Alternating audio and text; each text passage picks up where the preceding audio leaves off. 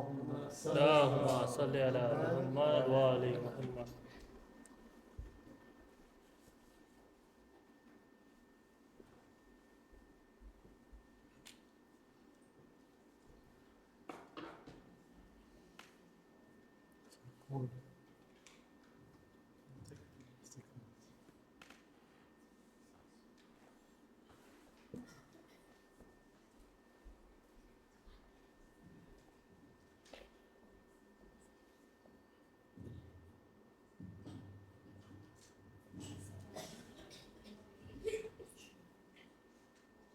إن الله وملائكته يصلون على النبي يا أيها الذين آمنوا صلوا عليه وسلموا تسليما.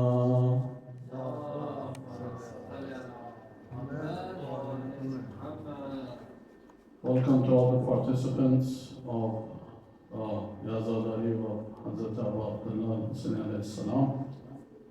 I ask all the participants to shut off their mobile as the program tonight is being recorded and it will be uploaded to our social media websites. أعوذ بالله من الشيطان الرجيم. بسم الله الرحمن الرحيم.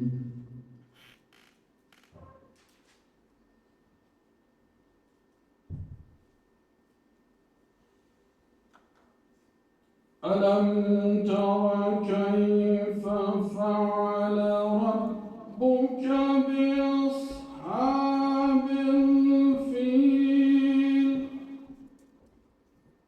ألم يجعل كيدهم في تضليل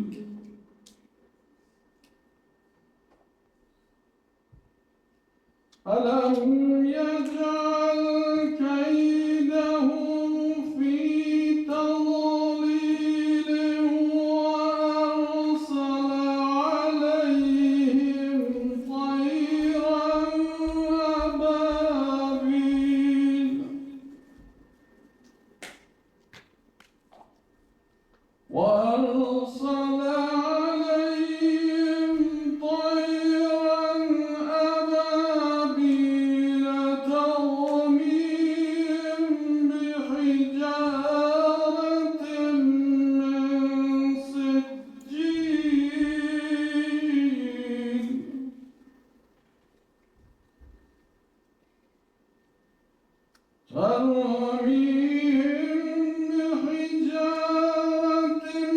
من سجيل فجعلهم كعصف مأكول. صدق الله العلي العظيم.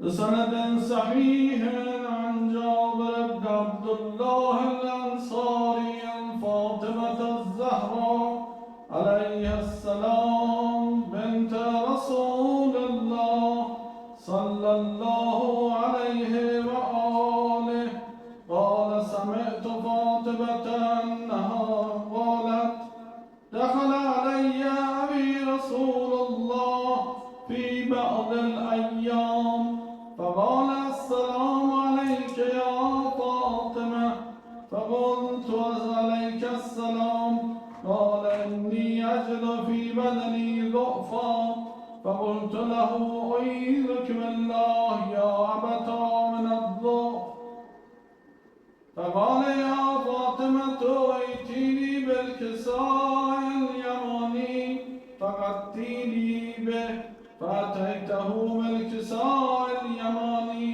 فغطيته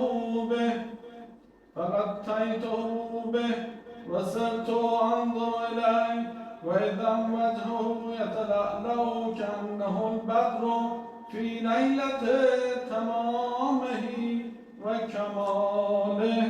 اللهم صل على محمد وعلى فما كانت إلا ساعة وإذا بولدي الحسن قد أقبل وقال السلام عليك يا أمه، فقلت وعليك السلام يا قرة عيني وثمرة فؤادي. فقال يا أمه إني أشم عندك رائحة طيبة كأنها رائحة جدي رسول الله. فقلت نعم إن جدك تحت الكساء.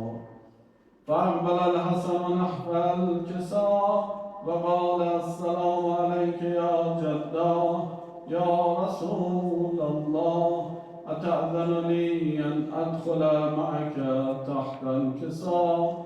فقال وعليك السلام يا ولدي ويا صاحب حوضي، قد أذنت لك. ودخل معه تحت الكساء. اللهم صل على محمد. فما كانت إلا ساعة وإذا بولدي الحسين قد أقبل وقال السلام عليك يا أمه. فقلت وعليك السلام يا ولدي ويا قرة عيني وثمرة فؤادي. فقال لي يا أمه إني أشم عندك رائحة طيبة كأنها رائحة جدي رسول الله صلى الله عليه وآله. فقلت نعم إن جدك وأخاك تحت الكساء.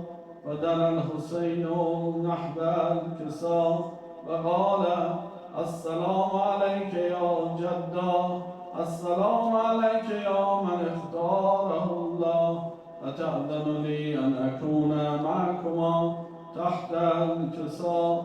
فقال وعليك السلام يا ولدي ويا شافع أمتي، قد أذنت لك. ودخل معهما تحت الكساء.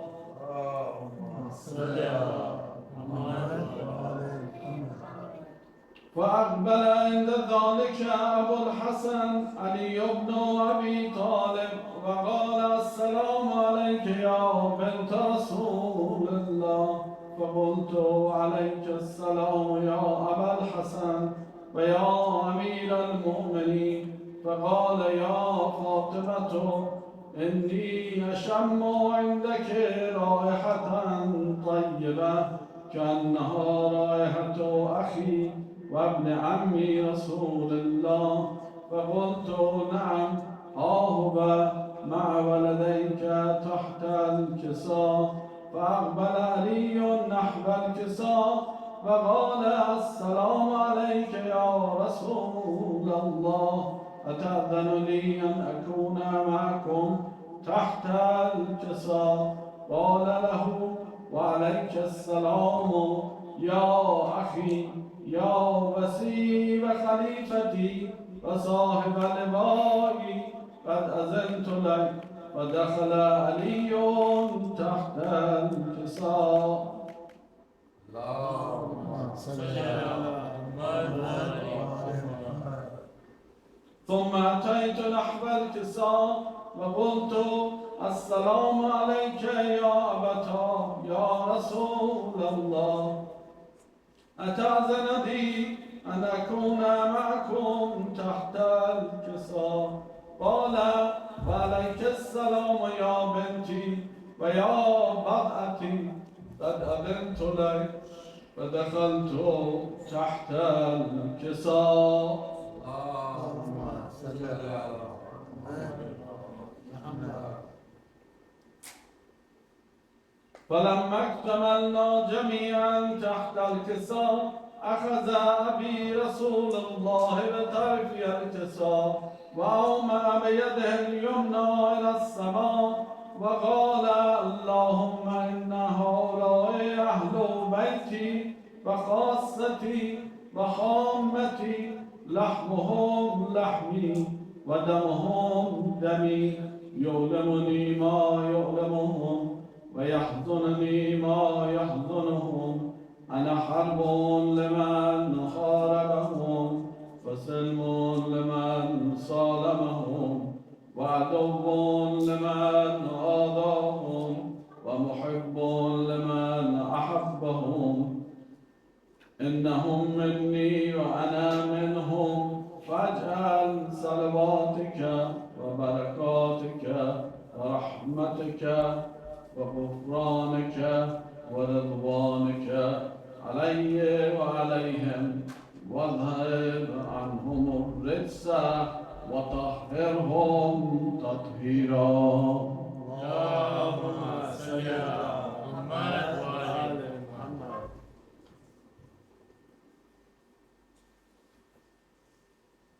فقال الله عز وجل يا ملائكتي ويا سكان سماواتي إني ما خلقت سماء مبنية ولا أرضا مدحية ولا قمرا منيرا ولا شمسا مضيئا ولا فلكا يدور ولا بحرا يجري ولا فلكا يسري إلا في محبة هؤلاء الخمسة الذين هم تحت القصاص. فقال الأمين جبرائيل يا رب ومن تحت القصاص؟ فقال عز وجل هم أهل بيت النبوة ومعدن الرسالة هم فاطمة وأبوها وبالها وبنوها. فقال جبرائيل يا رب أتأذن لي أن أحبط إلى الأرض لأكون معهم صادصا؟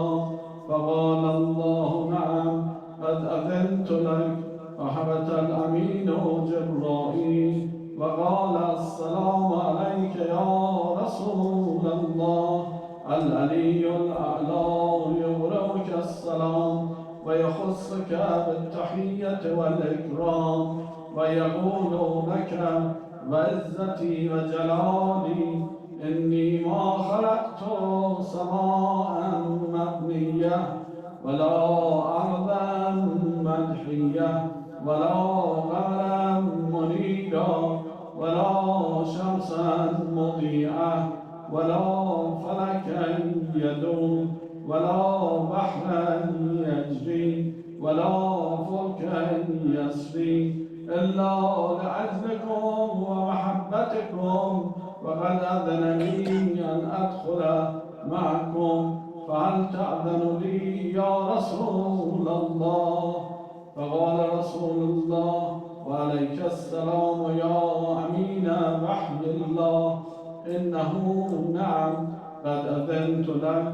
فدخل جبرائيل معنا تحت الكساء فقال لأبي إن الله قد أوحى إليكم يقول إنما يريد الله ليذهب عنكم الرجس أهل البيت ويطهركم تطهيرا. اللهم صل على محمد. فقال علي لأبي يا رسول الله أخبرني ما لجلوسنا هذا تحت الكساء من الفضل عند الله. فقال النبي والذي بعثني بالحق نبيا واصطفاني بالرسالة نجيا ما ذكر خبرنا هذا في محفل من محافل أهل الأرض وفيه جمع من شيعتنا ومحبينا إلا ونزلت عليهم الرحمة وحفت بهم الملائكة واستغفرت لهم إلى أن يتفرقوا. فقال علي إذا والله فزنا وفاز شيعتنا ورب الكعبة. اللهم صل على محمد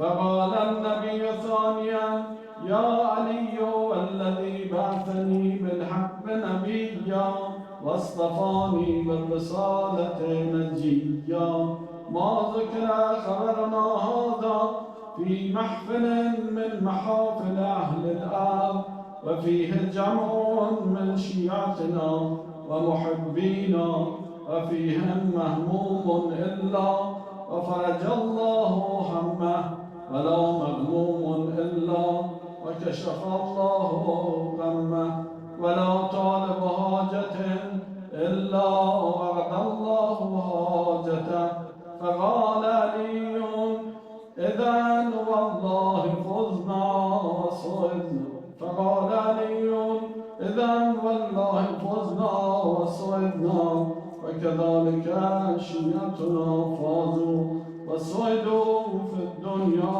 والآخرة ورب الكعبة.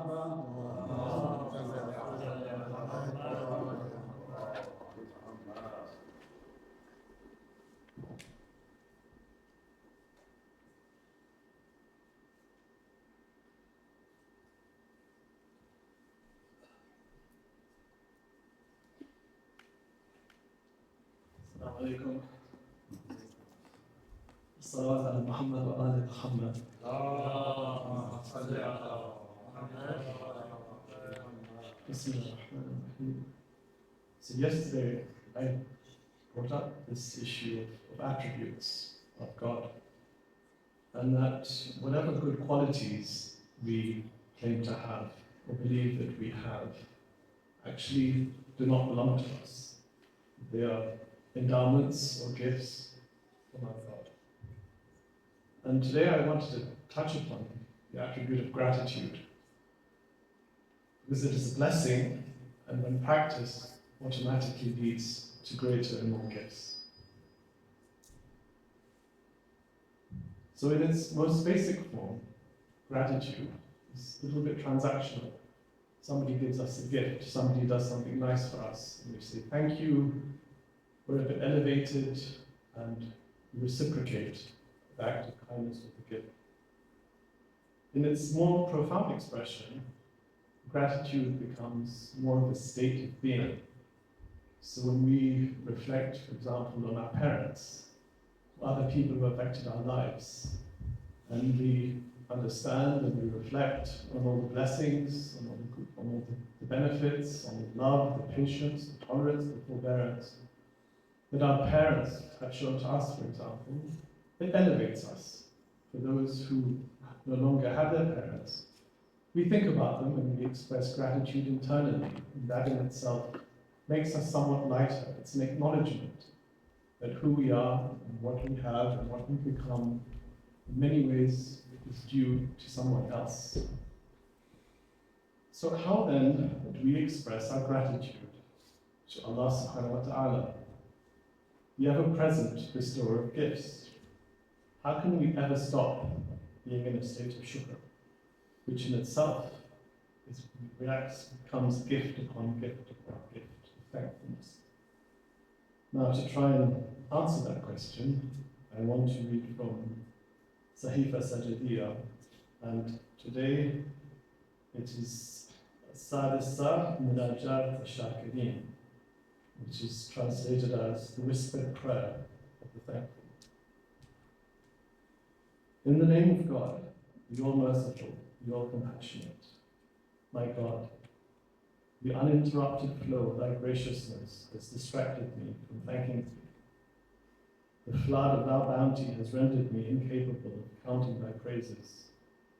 The succession of thy kind acts has diverted me from mentioning thee in quotation. The continuous rush of thy benefits has thwarted me from spreading the news of thy gentle favors. This is the station of him who confesses to the lavishness of favors, meets them with shortcomings, and witnesses to his own disregard and negligence. Thou art the clement, the compassionate, the good, the generous, who does not disappoint those who aim for him, nor cast out from his courtyard those who expect from him. In thy yard I put down the saddlebags of the hopeful, and in thy plain stand the hopes of the help seekers. So meet not our hopes by disappointing and disheartening, and clothe us not in the shirt of despair and despondency. My God, my thanksgiving is small before thy great things, and my praise and news spreading shrink beside thy generosity toward me. Thy favors have wrapped me in the robes of the lights of faith, and the gentleness of thy goodness have let down over me delicate curtains of might. Thy kindnesses have collared me with collars not to be moved, and adorned me with neckrings not to be broken. Thy boons are abundant, my tongue is too weak to count them. Thy favors are many, my understanding falls short of grasping them, not to speak of exhausting them. So how can I achieve thanksgiving? For my thanking thee requires thanksgiving. Whenever I say to thee belongs praise, it becomes thereby incumbent upon me to say, to thee belongs praise. My God, as thou hast fed us through thy gentleness, and nurtured us through thy benefaction, so also complete for us lavish favors. Repel from us detested acts of vengeance, and of the shares of the two abodes, give us their most elevated and the greatest, both the immediate and the deferred. To thee belongs praise, for thy good trial and the lavishness of thy favors, a praise conforming to thy good pleasure, and attracting thy great goodness and magnanimity. O Almighty, O all generous, by thy mercy of the most merciful. Salawat ala Muhammad wa ala Muhammad.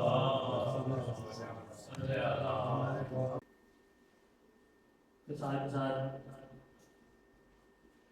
सोच के चंद जुमले पेश कर रहा हूँ एक बार के बावजूद बुलंद दुरूद शरीफ पढ़ना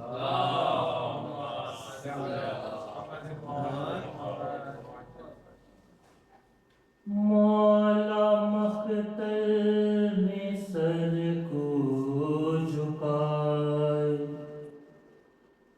लाश अकबर पे तन्हा खड़े हैं धीमे धीमे टपकते हैं आंसू हाय सुगरा का खत पढ़ रहे बोले क्या मैं जवाब इसका दूं बोले क्या मैं जवाब इसका दूं आए सुगरा बता क्या लिखूं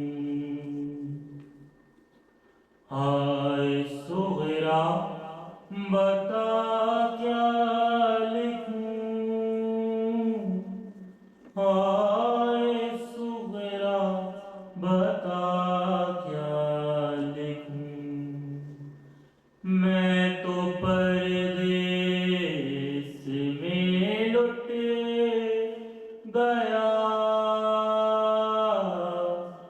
अपने लश्कर को मैं रो चुका तेरा बाबा गरीब हो गया तेरा बाबा गरीब हो गया और इसके सिवा क्या लिखूं आंधियां मेरा घर ले गई मेरे लखते जिगर ले गई मेरा नूरे नजर ले गई मेरा नूरे नजर ले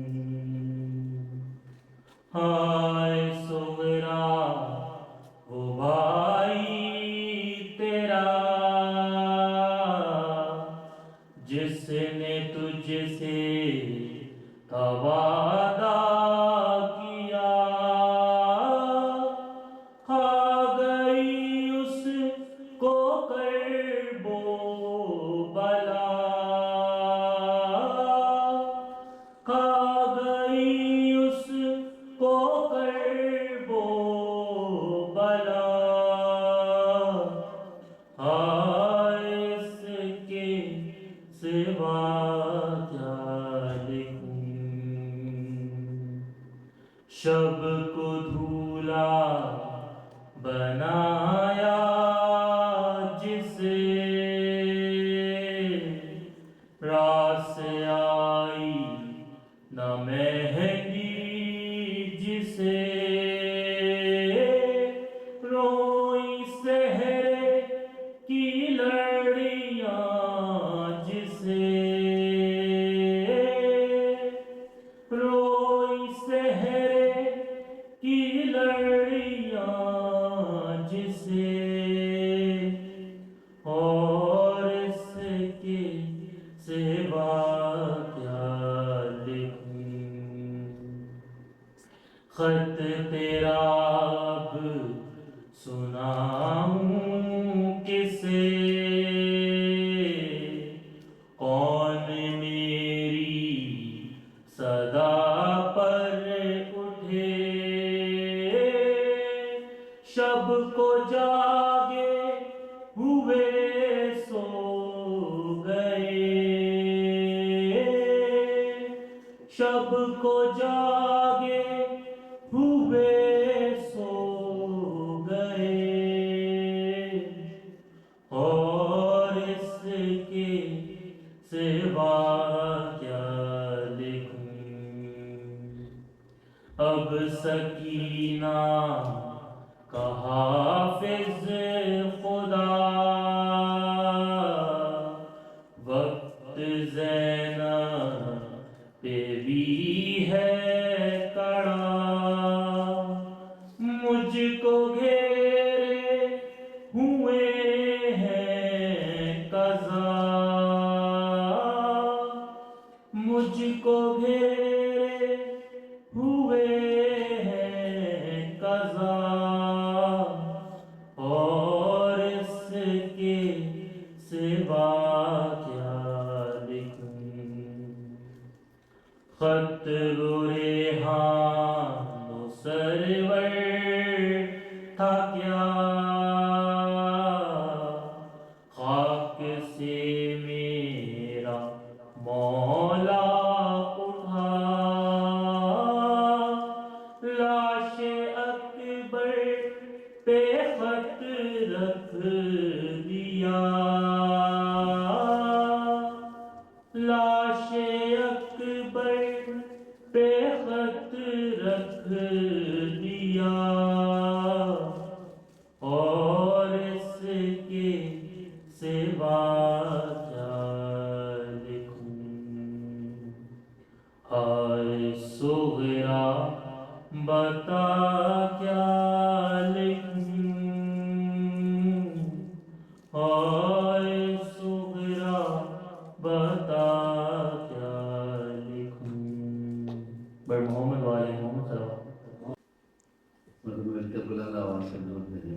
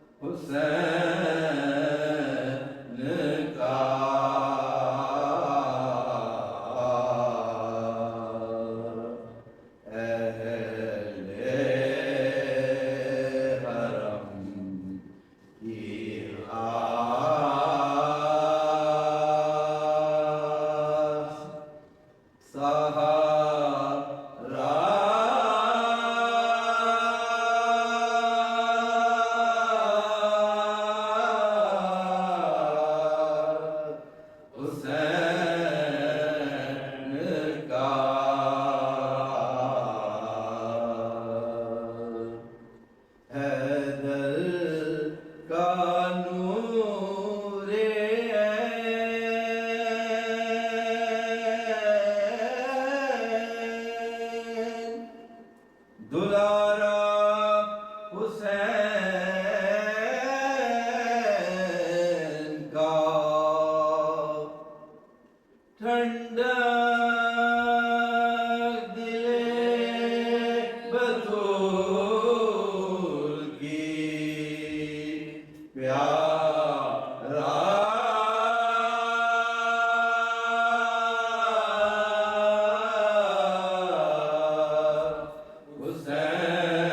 हुसैन का अहदे वफा की रूह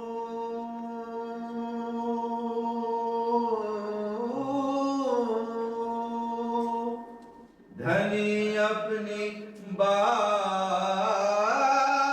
बात का अहदे वफा की रूह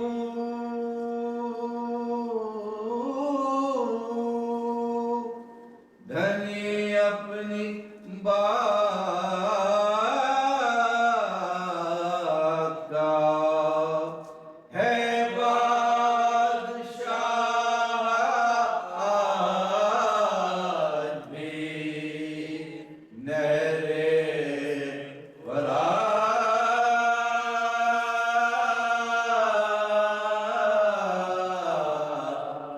का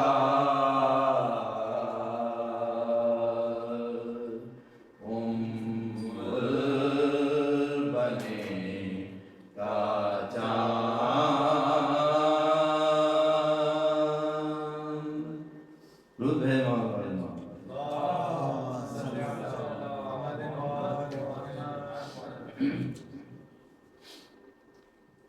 सलाम की चंद अशआर पेश खिदमत हैं तो मिलकर बुलंद आवाज से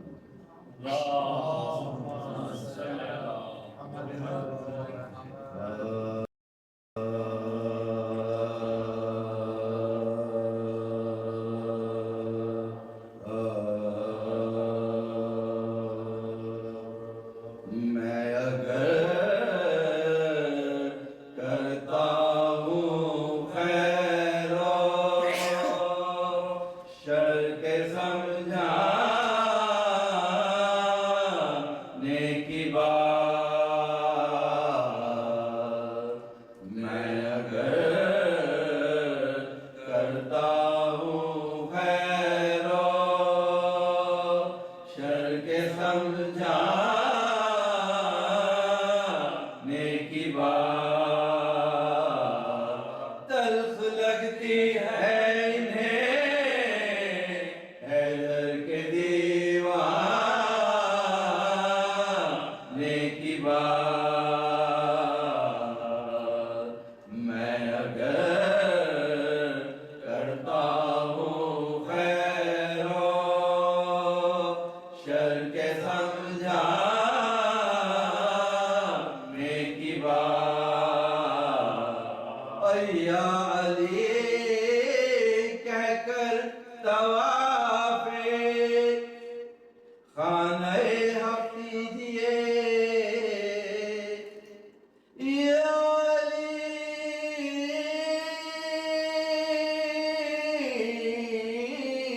कहकर तवाफे खाने हक कीजिए बुत शिकन से रब्त रखते है सनम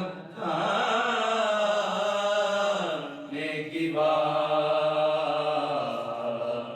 मैं अगर करता हूँ खैरो शर के समझाने की बात और अगर नहीं तुमको मोहब्बत मुस्तफा की आल से गर नहीं तुमको मोहब्बत मुस्तफा की आल से है हरम के गिर्द फिरना दिल के बैर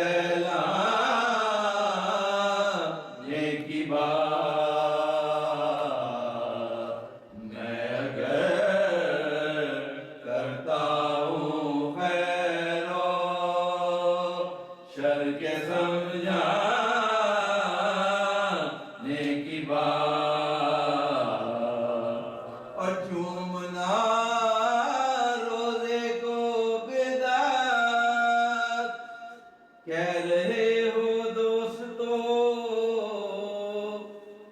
चूमना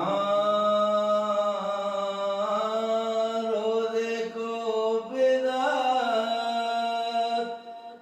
कह रहे हो दोस्तों संगे असवद है मगर ईमान सवर जाने की बात मैं अगर करता हूँ खैरो शर के समझाने की बात और शेर कहना और वो भी पंजतन के बाब में शेर कहना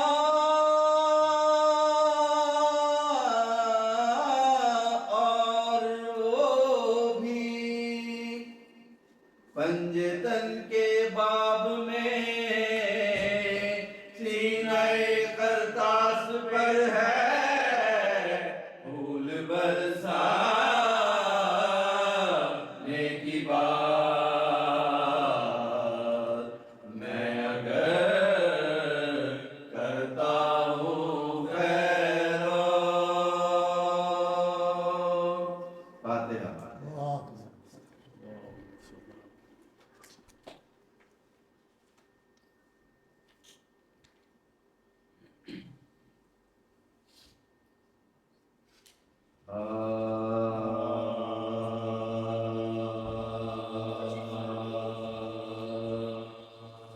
जब कट गए दरिया पे अलमदार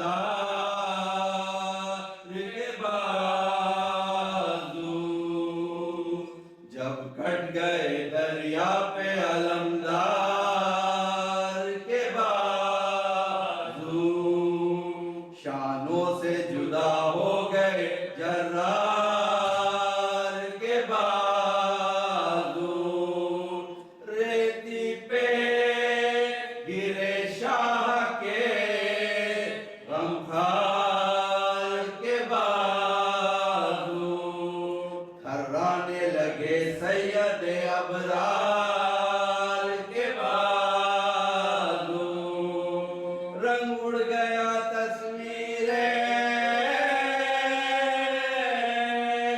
अलम हो गए शबीर सदमा ये हुआ ज़ौक़ से हम हो गए शबीर गिरने लगा जिस दम अलम सैयद वाला अब्बास ने झुककर उसे गर्दन से संभाला एक तेल लगा चश्म पे और सीने पे भाला बंद आंखें हुई मुंह से लहू शेर ने डाला एक गुर्द लगा फिर जाओ किसी और शकीका शक हो गया सर हजरते अब्बास अली का फिर गुर्दे गराबार का सदमा नहीं थोड़ा सरशक हुआ पर मश्क को दांतों से न छोड़ा जी से जो गिरे आप खड़ा हो गया घोड़ा पर तीर ने मशकीज़े को और सीने को तोड़ा पानी जो बहाई हुई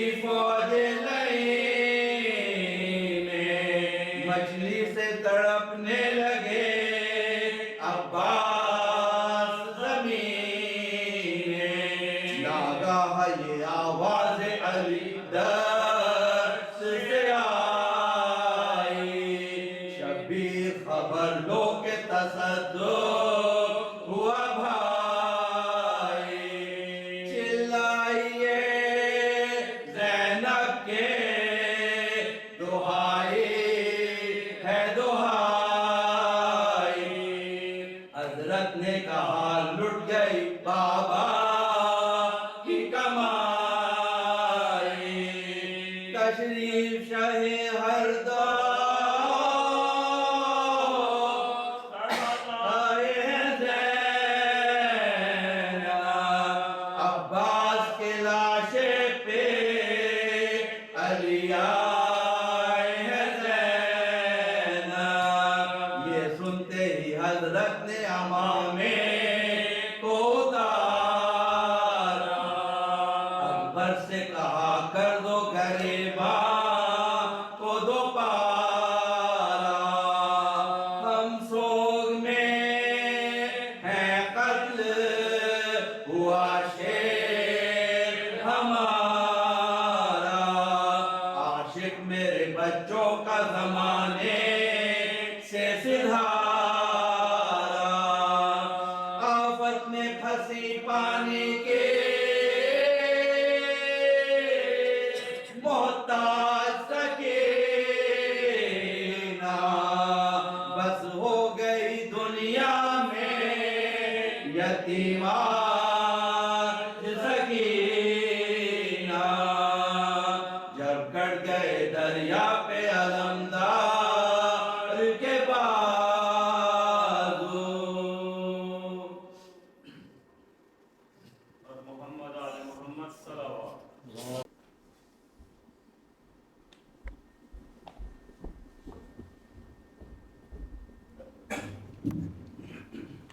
बराए खुशनुदी खातमुल अंबिया वल अंतर सलावत।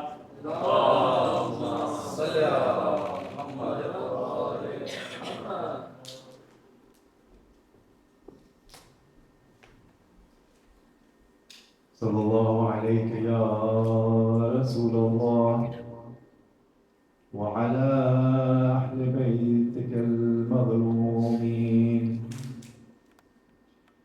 सल्लल्लाहु अलैहि या अबा अब्दुल्लाह व अला अर्वाहि allati hallat बिफिनाइक, عليك مني سلام الله أبدا ما بقيت وبقي الليل والنهار، ولا جعله الله الآخر لحظي مني لزيارتكم. السلام على الحسين وعلى علي بن الحسين وعلى أولاد الحسين وعلى صحاب الحسين، خصوصا سيدي ومولاي بن فضل العباس بن أحمد، ويا ليتنا كنا معكم صادتي فنفوز فوزا عظيما. اللهم صل على محمد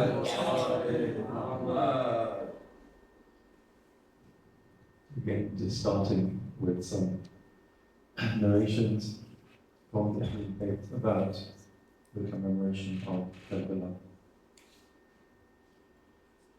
Imam Sadiq alayhi salam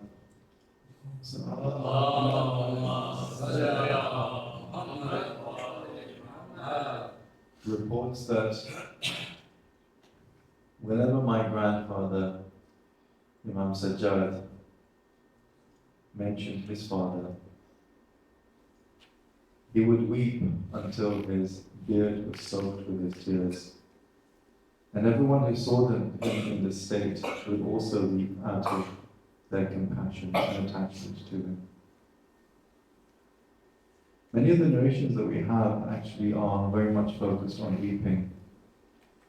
And I'm just going to reiterate something I said a few nights ago, that weeping is important because it's an important aspect of the human condition. It's a sign that we are human, the fact that we weep. And it's a way in which we can lighten ourselves, the way we can soften our hearts, which allows us to understand things, which allows us our hearts to be illuminated. But more importantly than that, it allows us to deal with the constant sense of loss and grief that we have in the world. One of the features of grief and tears, often in most cases, is that people would say, well, it's good, cry, get it out of yourself, so that you can move on. So that you can move on. The thing is, we don't want to move on. We don't want to move on. We come back to this again and again. And the reason why we come back to this again and again is precisely because, as I said, loss is part of life.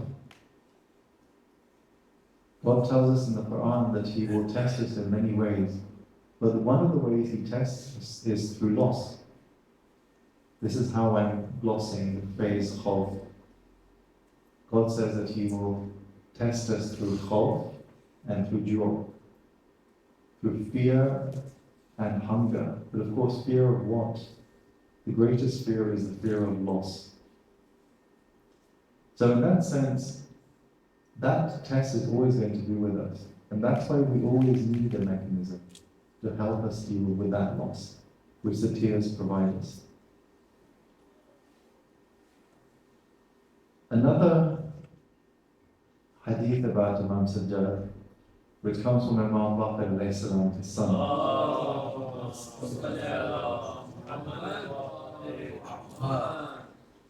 He says, my father, after Karbala, used to live in a tent, a house of hair, literally a house of hair. And he would live in the wilderness for many years. And he would not mix with people, he would avoid meeting people. And he would, from that wilderness, often travel to Iraq, where he would visit the grave of his father in Karbala. And yet people did not know this. This was what Imam Sajjad was for many years. Now, I want to just mention one last narration which is associated with Imam Sajjad, and it's also about this day. I'm not starting the Masayib now, but just to kind of, it will act as a link later. But also, because it's about understanding the status of the person who we often talk about on this night. And it's a very famous hadith which you will all have heard many times. Imam Sajjad alayhi salam said,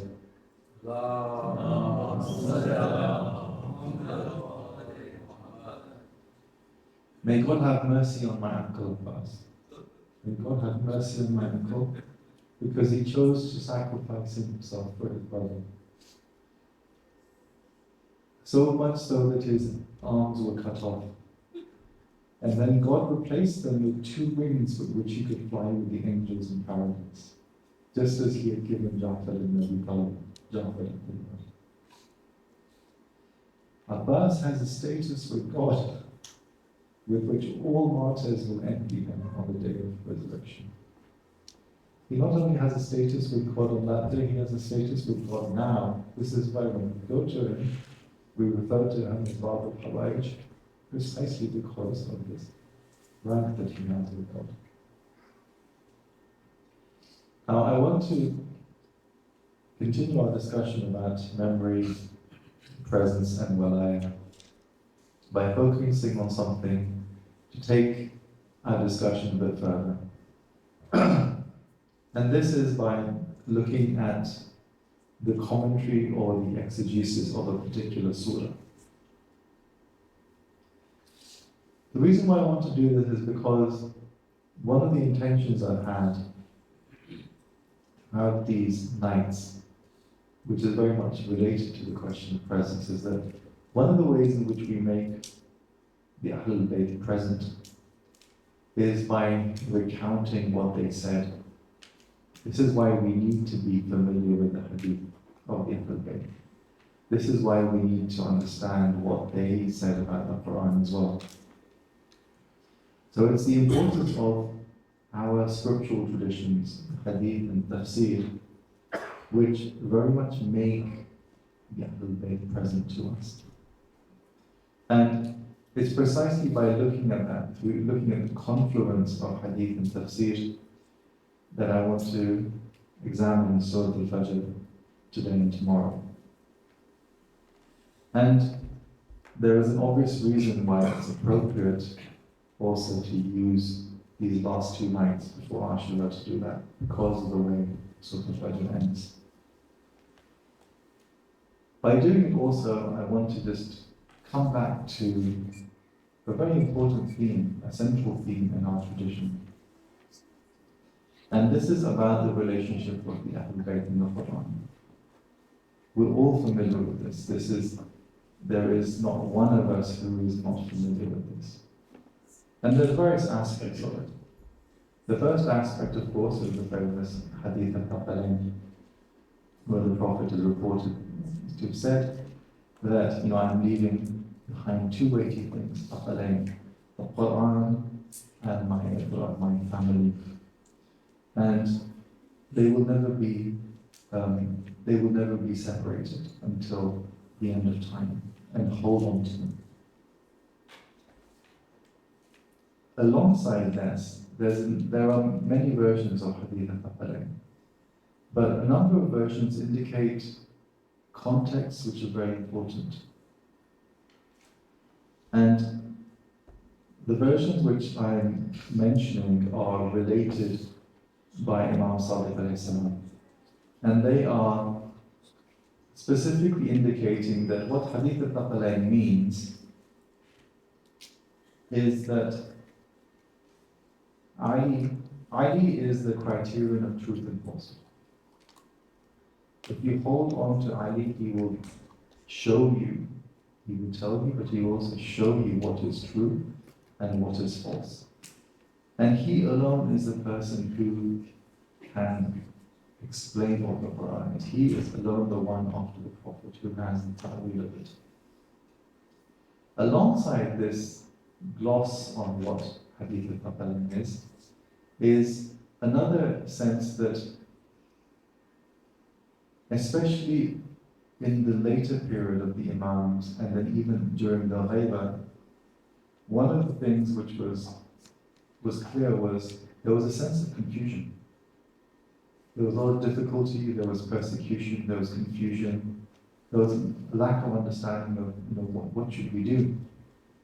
And it is in this context in particular, it's often expressed that, going back to this hadith of Imam Sadiq, that it is particularly in those times that you need to cleave to the Quran and the Hadith, precisely because of those times of confusion and difficulty.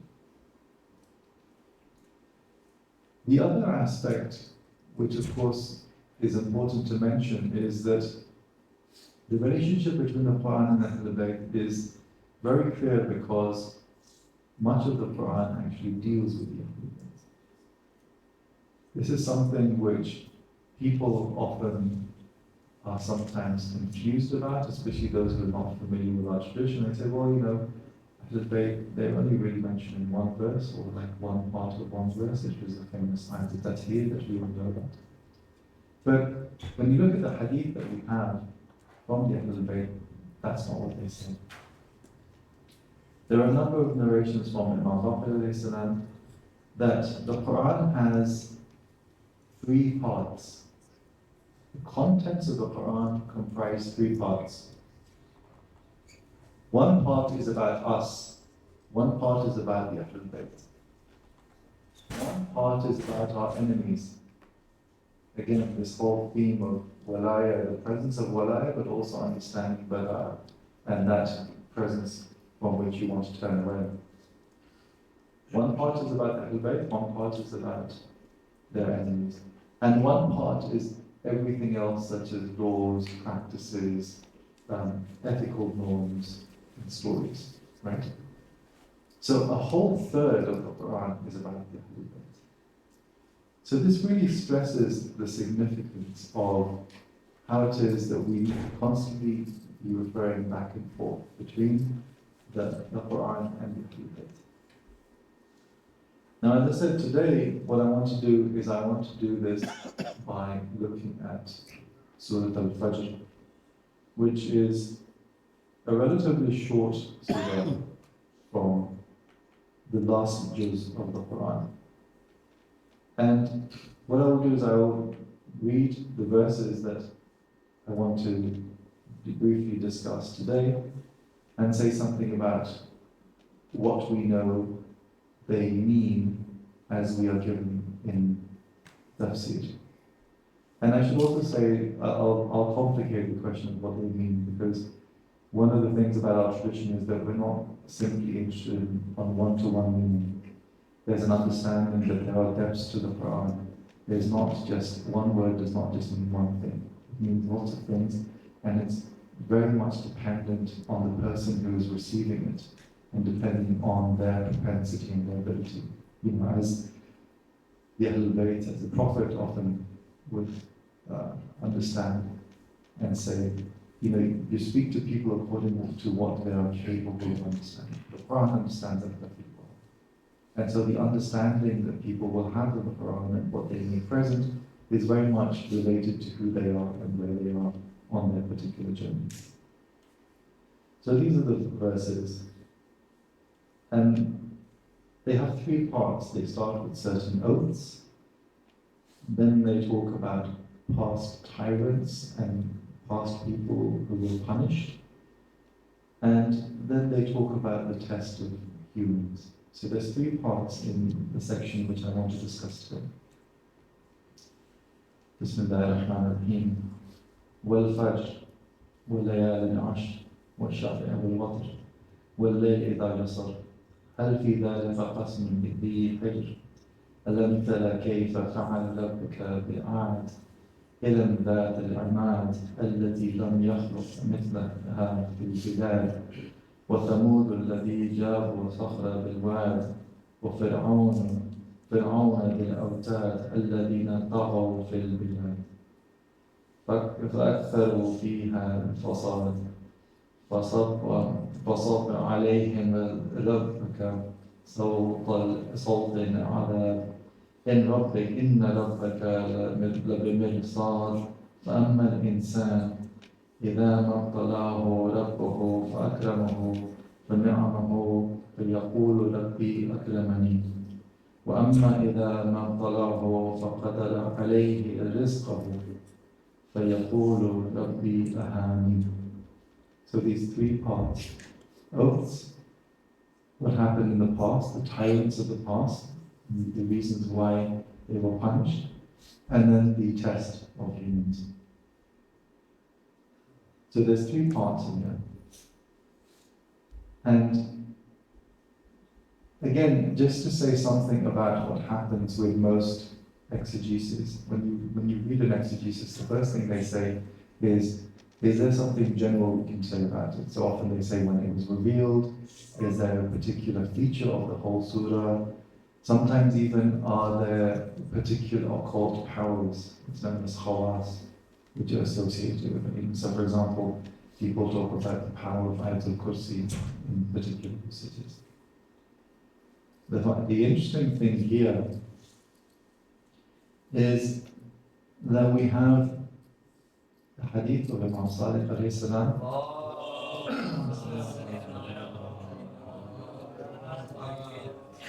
And this is found in a number of our exegesis, a number of our commentaries on the Quran. They always say one thing about the significance of Surah Al-Fajr. Imam Sadiq says, recite Surah Al-Fajr in every prayer that you can. Whether it is wajib or whether it's a nafil or mustahab. Read it in every prayer you can. Why? Because it is the surah of Husayn ibn Ali. Because it is the surah of Husayn ibn Ali, and whoever recites it will be with him on the Day of Judgment, and will have the honor of his presence and be at his degree in paradise. That is a huge thing. In fact, I remember when I was reading this some days before, I was like thinking, I don't do this. Why don't I do this? This is like so obvious. Why do we not read Surah Al-Fajr more? And as I said, when I discuss it more, it becomes clearer why it's important. This is associated with Imam Hussein. It's an important reason for us to pay attention to this. Now, as I just said, I will mention some of the things that commentators say about what these verses are talking about and what they mean. But it's important to remember that this is not exhaustive. This is just a kind of a glimpse of how the meaning and the presence of the Quran works. And just to kind of reiterate that, it's worth reminding us of a couple of very famous sayings about how we make sense of the verses of the Quran. That they are not simply univocal, they don't just have one meaning. And these are both very famous hadith from Imam Baqir alayhi salam.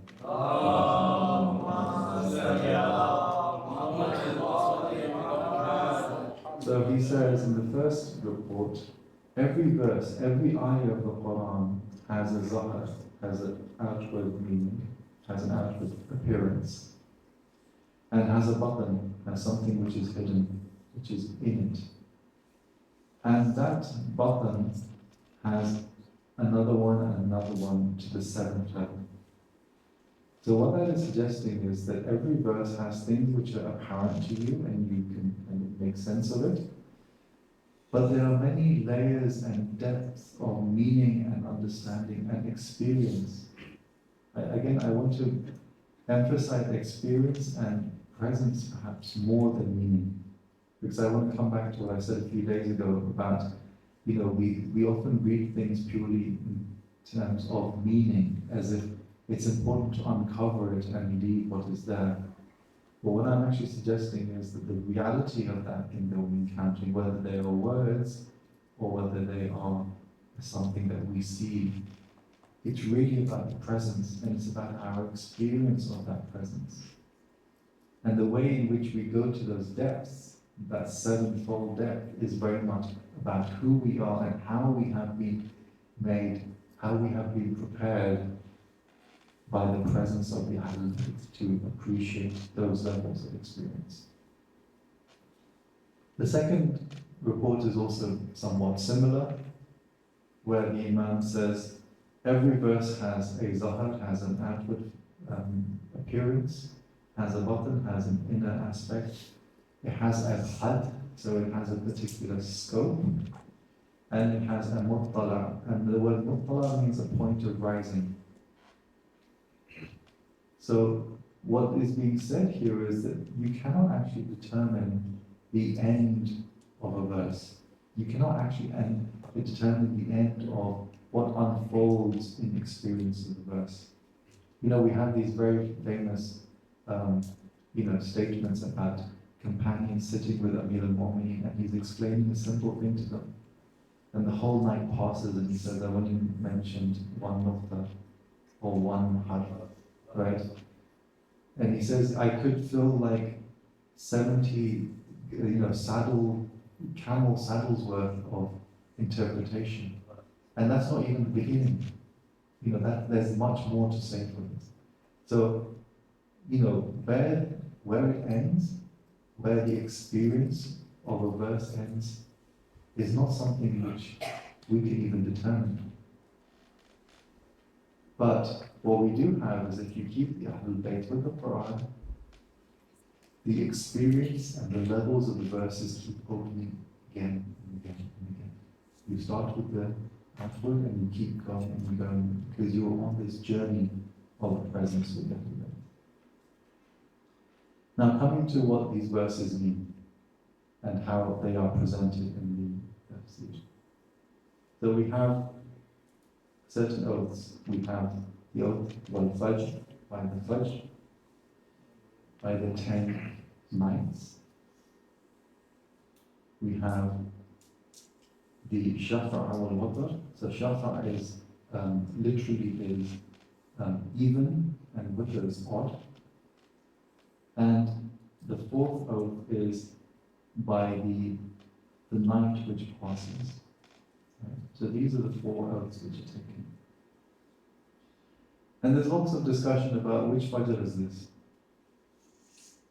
Some commentators say it's the Fajr of the day of Arafah when you go on Hajj. And this is usually associated with people who say that these 10 nights are the first 10 nights of the Hajjah related to Hajj.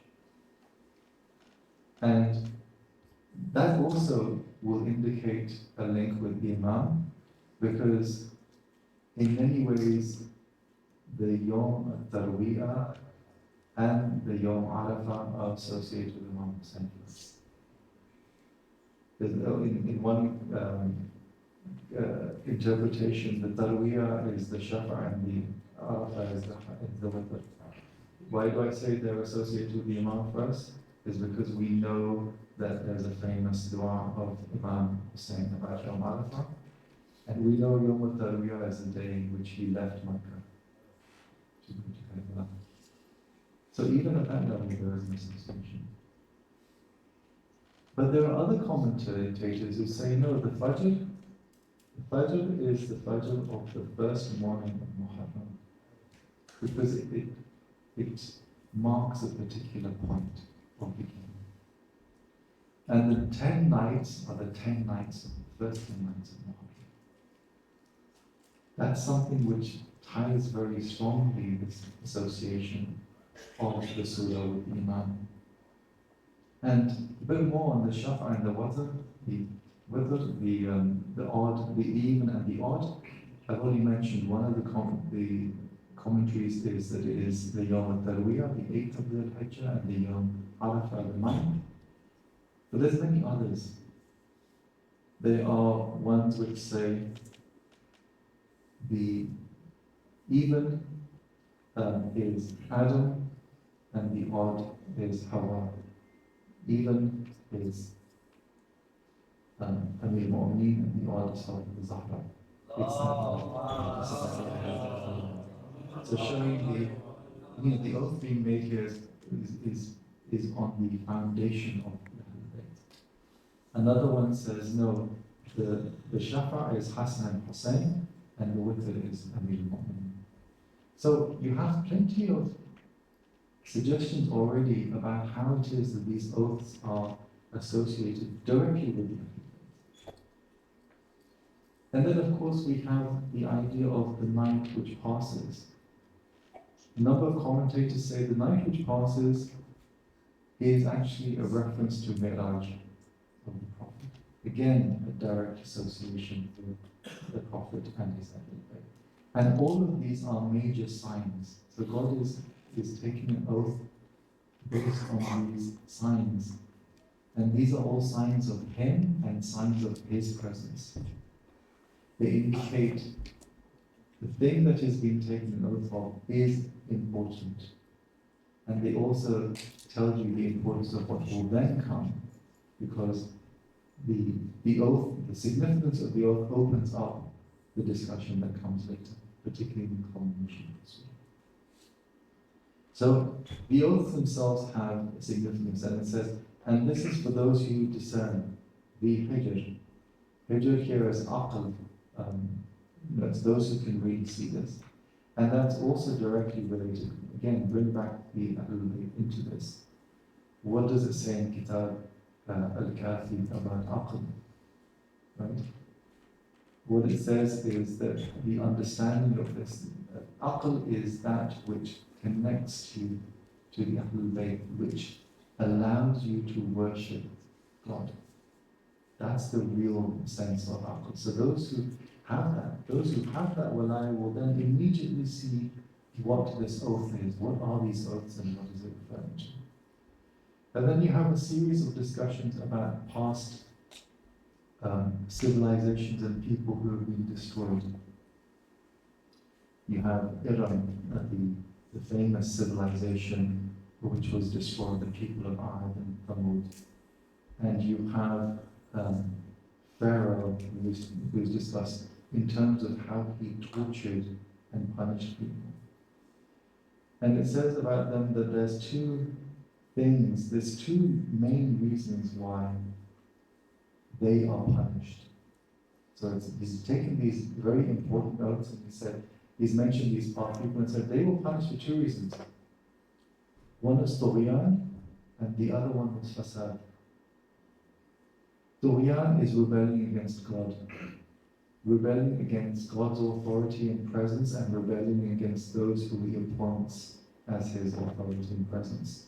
And Fasad is, in a sense, like an act of zulm. It's against justice. It's about deliberately not putting things in their place, violating their place, violating the relationship. There's one last thing I want to mention just here, and then we'll continue this discussion tomorrow. And this is about the verse which talks about God. Inna rabbaka labil mirsad. So mirsad is a point that you can watch from, where you can see everything. And the commentary on this is talking about two things. One is that obviously God is ever watchful. So if you indulge in this tughyan and fasad, then know that there will be some consequences for this. But there is another specific context which is about the progression into the afterlife. And it's particularly about the Sirat, this famous bridge which goes over hell and which takes people from judgment to heaven, right? And we know the famous description that Sirat is thinner than a hair and sharper than a sword, right? And we have a hadith from Imam Baqir which says that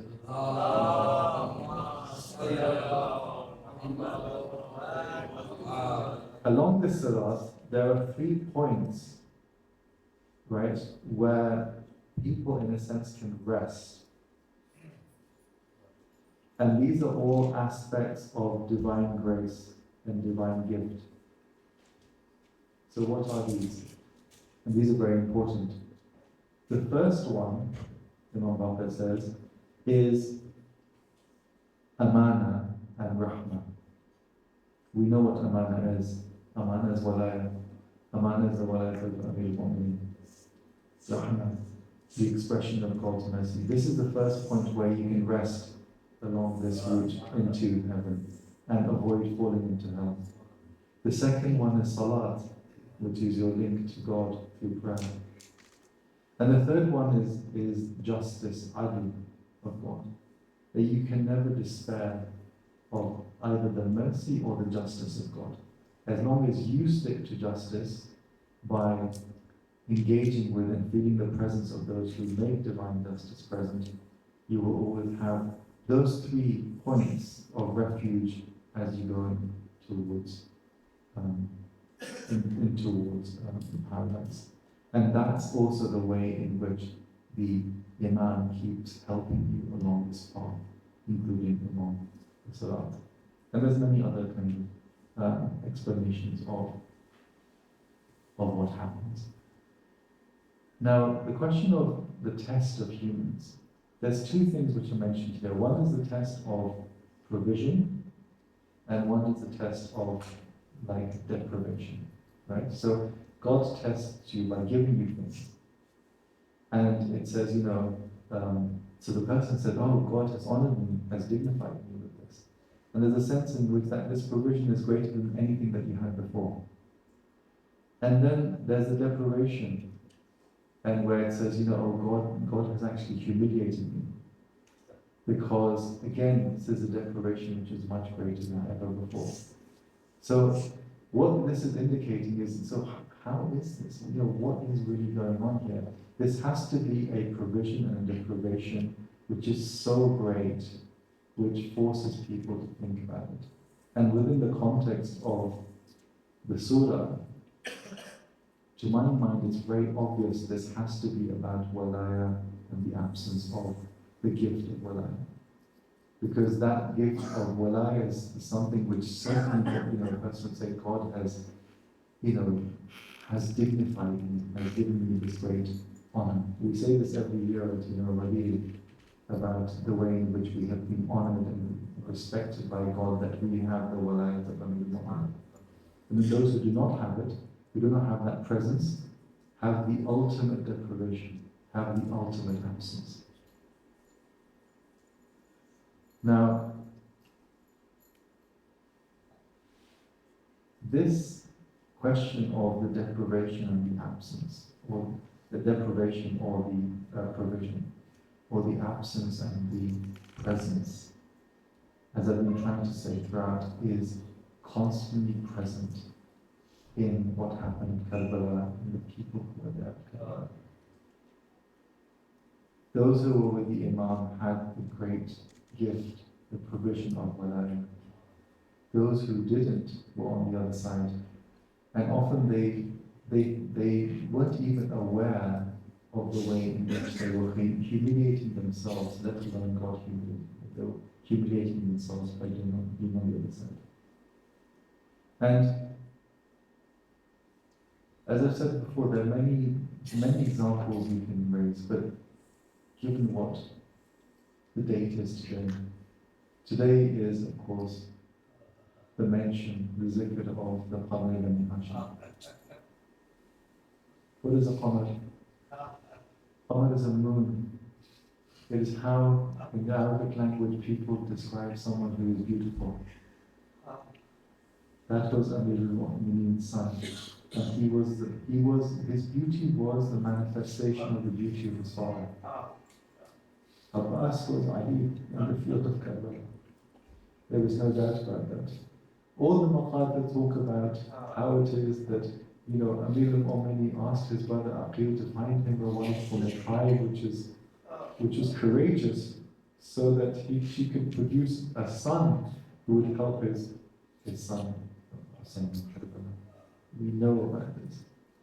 And we know about Abbas's patience and obedience. Think about it. This is someone who is a beautiful young man. He is a brave young man. He fought in Siffin. And yet, at almost every stage, he is not allowed to fight. Think back all the way. When the Imam is called in Medina and Marwan threatens to kill the Imam, and the young men of Banu Hashim, including Hazrat Abbas, take their swords out, the Imam says, no, this is not the place to fight. When Khur obstructs the Imam, Hazrat Abbas' hand goes on the sword, he says, no, this is not the place to fight. In Karbala, when they're being told to move the tents from away from the Furat, and Hazrat Abbas' hand goes and he says, no, my brother, this is not the time to fight. And throughout the day on Ashura, he is not given permission to fight. He is the standard bearer. Everyone from the Banu Hashim been killed. Even Abbas's brothers, his brothers have gone and sacrificed themselves. And so he goes to the Imam and says, at least now give me permission to go and fight. And the Imam says, but you are my standard bearer. And Abbas says, but where is the army for which I am the standard bearer? Where is the army? Everyone has gone. And at that time, both of them hear certain sounds coming from the tents of Al-Atash, Al-Atash, Al-Atash. Thirst, thirst, thirst. And so Abbas says, well look, your children, the children are thirsty, at least give me permission so that I can go and get some water for them. And so the Imam reluctantly agrees. And so he says, okay, go and fetch some water. So Abbas goes and fetches the water stream from the Safina and says, I will be back with water for you and the others. And he goes out and he addresses the enemy and he says, look, I'm going and you cannot stop me. I will go and get the water for the children. How dare you allow the dogs and the pigs to drink from the Furat, but you don't allow the children of the Prophet to do so. And he goes, he fights through them, and he gets to the Furat. And you know what the Muqaddal say? He reaches down and he cups a bit of water in his hand. And he looks at the water and he throws the water away. And there's a very famous verses that he says in Arabic, Ya nafs min ba'd al-Husayn huni, فبعده لا كنت أن تكوني هذا الحسين شارب المنون تشربين بعد المعين هيهات ما هذا فعال ديني ولا فعال صادق اليقين. He's like, he's chastising himself. He's saying, how can you possibly even live yourself if you were to drink? And Hussein and the children, you wouldn't be able to see yourself. And so he fills the water skin. He fills the water skin and he turns towards the camp. And Ibn Sa'ad has it said, and Shim has it said, that no water should reach the camp of Hussein. And so everyone goes out to stop Abbas. No water should reach the camp of Hussein.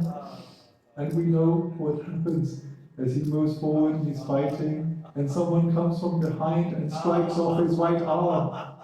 Strikes off his right arm. And so he takes the water skin and the alam in his left arm, in his left hand. And then later, someone comes from behind and cuts off his left arm. And then he clenches the water skin in his teeth. You can see that there's a distance in this. If you go to Karbala, see whether the maqam of the right arm is, and where is the maqam of the left arm, and where is the Raza of Hazrat Abbas. They're not next to each other.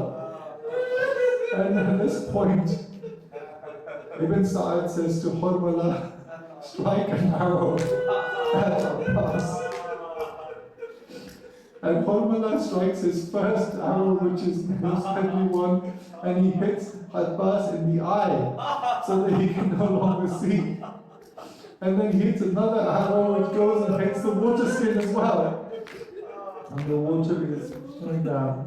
And Abbas doesn't know what to do, and he can't even see where the camp is. He's surrounded by people. And eventually someone comes from behind and strikes him on the head. And he's bleeding from the head as well, and he comes to the ground. Now tell me, how does someone who has no arms fall on the ground? How does someone without arms fall on the ground? They have nothing to break their fall. He falls on his face. And he cries out, "Oh my master, give my final salam to you." And the Imam rushes towards him. And he scatters the forces. And he puts Abbas's head in his lap. And Abbas moves his head away. He does it again, he moves his head away again. The third time Abbas again moves his head away of his lap. And the Imam says, "Why are you doing this? Why are you not letting me hold your head in your lap?" And he says, "In a short while you yourself will fall on the ground, but who will hold your head in your lap?"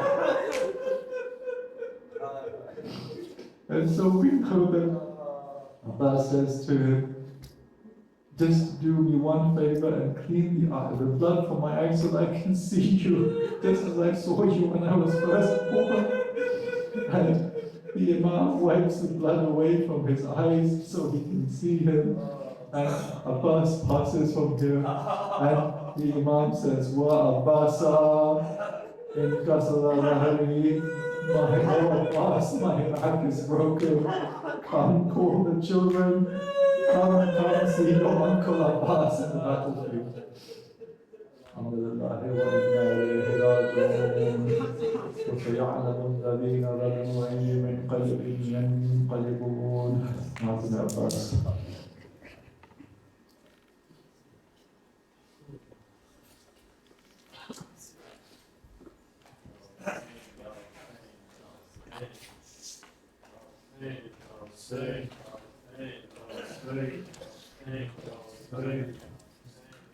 Hey.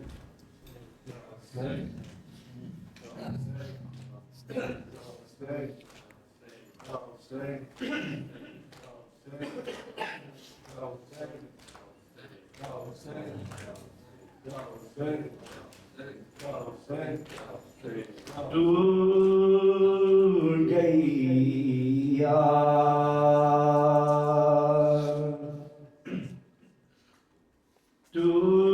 टूट गई आस मेरी टूट गई आस टूट गई आस मेरी टूट गई आस टूट गई आस मेरी टूट गई आस अरे टूट गई आस मेरी टूट गई आस टूट गई आस मेरी टूट गई आस टूट गई आस मेरी टूट गई आस टूट गई आस मेरी टूट गई आस अरे देर हुई मेरे चचा जांघों से धारे सितारे अरे अकबर बाबा हैं गए नहर किनारे अकबर बाबा हैं गए नहर किनारे अरे अम्मा मेरा कल्ब जला प्यास के मारे हाय प्यास के मारे अरे डूबते जाते हैं मेरे दिल के सहारे टूट गई आस मेरी टूट गई आस टूट गई आस मेरी टूट गई आस टूट गई आस बहुत तुझसे था ज़ैना को सहारा हाय अब कोई नहीं आलमे गुर्बत में हमारा सानी ये जहरा ये बुका करती है रोकर सानी ये जहरा ये बुका करती है रोकर अरे तुमसे तो ढारस थी मुझे मेरे बराबर तुमसे तो ढारस थी मेरे तुझे बराबर अरे बाबा का फरमान हुआ अब तो मुकद्दर हाय अब तो मुकद्दर अरे छीन के ले जाएंगे आधा मेरी चादर टूट गई आस मेरी टूट गई आस टूट गई आस मेरी टूट गई आस टूट गई आस मेरी टूट गई आस न अब लौट के आएगा सकीना अब्बास न अब लौट के आएगा सकीना अब्बास न अब लौट के आएगा सकीना अरे अब्बास न अब लौट के आएगा सकीना अब्बास न अब लौट के आएगा सकीना अब कौन तेरे नाम उठाएगा सकीना अब्बास न अब लौट के आएगा सकीना अब्बास न अब लौट के आएगा सकीना अरे भाई से विदा हो के यूं फरमाते थे मौला भाई से विदा हो के यूं फरमाते थे मौला अब कौन मेरे घर को बचाएगा सकीना ना रो ना सकीना ना रो ना सकीना अब्बास ना अब लौट के आएगा सकीना अब्बास ना अब लौट के आएगा सकीना क्या होगा जरा देर में मालूम है हमको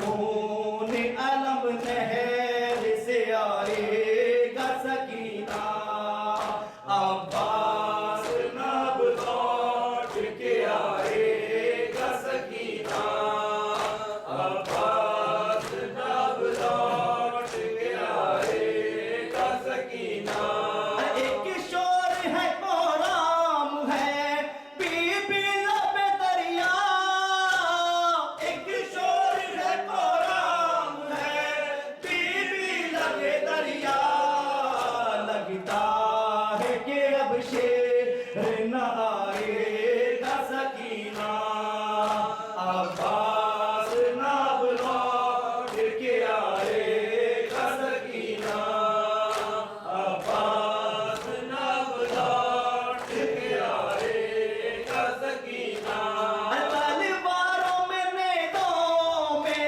गिरा है मेरा भाई तलवारों में नेदों में गिरा है मेरा भाई वो माँ को अलम कैसे बचाएगा सकीना अब्बास नब लौट के आएगा सकीना अब्बास नब लौट के आएगा सकीना अब्बास न होंगे तेरा पापा भी न होगा अब्बास न होंगे तेरा पापा भी न होगा अब कौन तेरी प्यास बुझाएगा सकीना अब्बास नब लौट के आएगा सकीना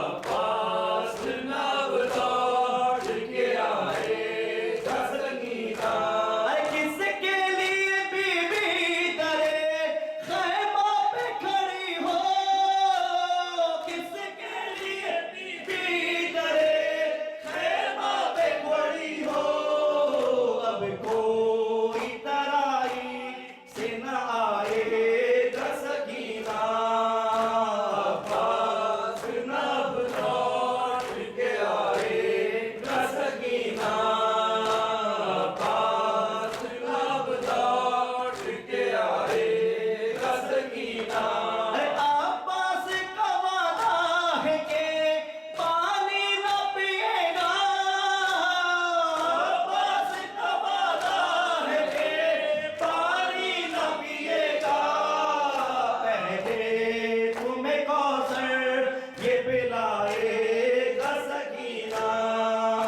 अब्बास नब लौट के आएगा सकीना अब्बास नब लौट के आएगा सकीना शाबाश शाबाश शाबाश देख मेरे गाजी ऊंचा है अलम तेरा देख मेरे गाजी ऊंचा है अलम तेरा देख मेरे गाजी ऊंचा है अलम तेरा दिल सीने में जब तक है भूलेगा ना गम तेरा दिल सीने में जब तक है भूलेगा ना गम तेरा देख मेरे गाजी ऊंचा है अलम तेरा देख मेरे गाजी ऊंचा है अलम तेरा ज़ैनब की दुआ बनकर एक वक्त वो आएगा ज़ैनब की दुआ बनकर एक वक्त वो आएगा हर घर पे सजा होगा अब्बास अलम तेरा दिल सीने में जब तक है भूलेगा ना गम तेरा देख मेरे गाजी ऊंचा है अलम तेरा देख मेरे गाजी ऊंचा है अलम तेरा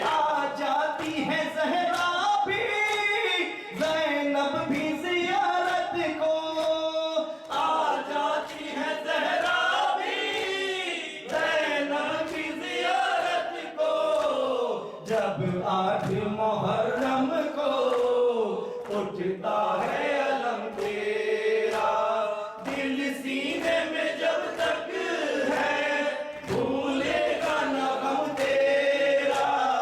आ देख मेरे गाजी ऊंचा है अलम तेरा, आ देख मेरे गाजी ऊंचा है अलम तेरा।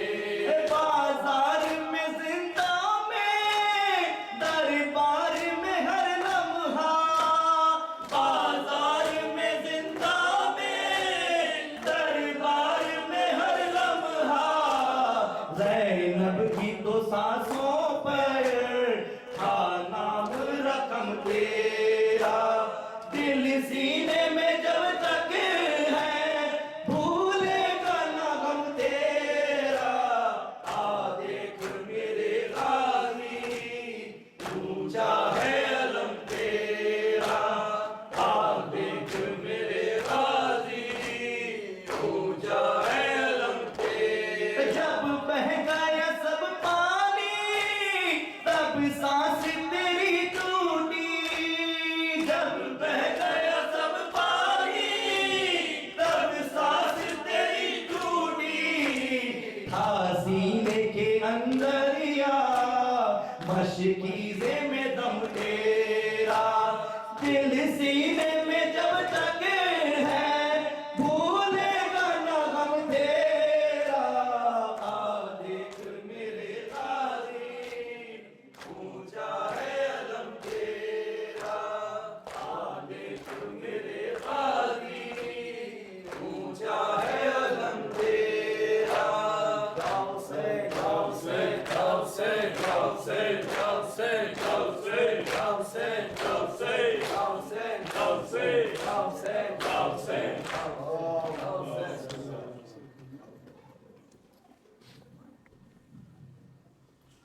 السلام عليك يا رسول الله، السلام عليك يا نبي الله، السلام عليك يا خاتم النبيين وسيد المرسلين، السلام عليك وعلى ابنتك فاطمة الزهراء سيدة نساء العالمين، السلام عليك وعلى وصيك وخليفتك أمير المؤمنين علي بن أبي طالب، السلام عليك وعلى ولديك الحسن والحسين سيدا شباب أهل الجنة، السلام عليكم